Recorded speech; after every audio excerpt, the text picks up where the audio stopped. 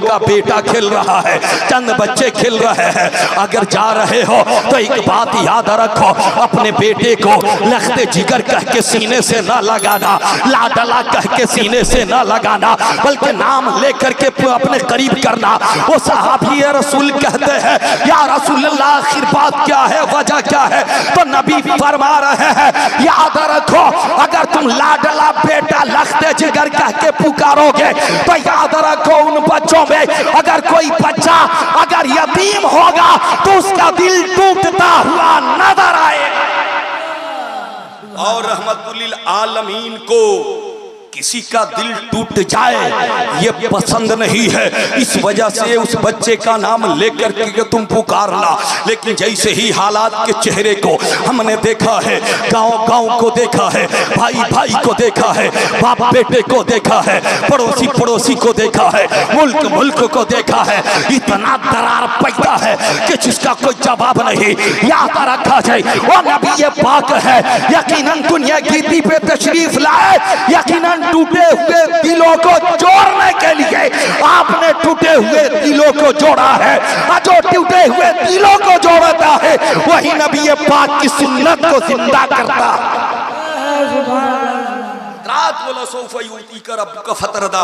ए महबूब आपका रब आपको इतना देगा कि आप राजी हो जाएंगे।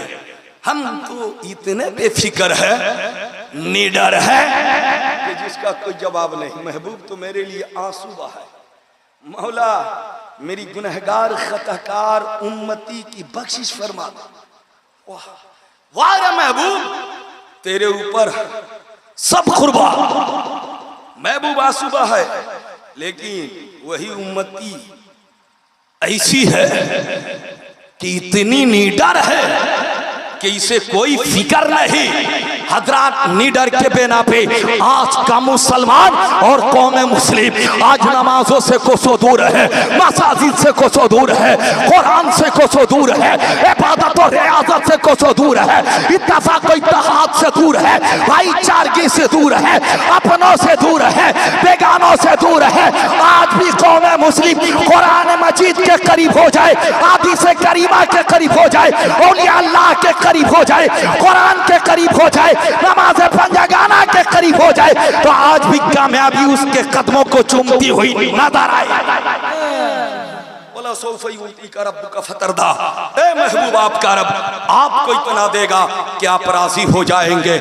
लिहाजा हमें सोचने की जरूरत है, फिक्र करने की जरूरत है। आज से भी हम अपने नबी पाक के गुलामी का पट्टा गले में डालकर अगर जिंदगी बसर करने की कोशिश करें तो इंशाअल्लाह रहमान हम कामयाब होते हुए नजर आएंगे। सिद्दीक अकबर की सदाकत बोल रही है, फारूक आजम की अतालत बोल रही है, उस्मान गनी की सखावत बोल रही है, मौला अली की शुजाअत बोल रही है, इमाम हुसैन की शहादत बोल रही है, अब्बास अलंबरदार का बाजू बोल रहा है, और मोहम्मद का बचपने बोल रहे हैं, अकबर की 18 साल की कड़ियल जवानी बोल रही है, शोहदाए करबला की शहादत बोल रही है, गौसी आजम की करामत बोल रही है, ख्वाजा गरीब नवाज की खाजगियत बोल रही है, मखदूम सिमला की खिदमत दीन बोल रही है, हाफिज मिल्लत की तहरीक बोल रही है,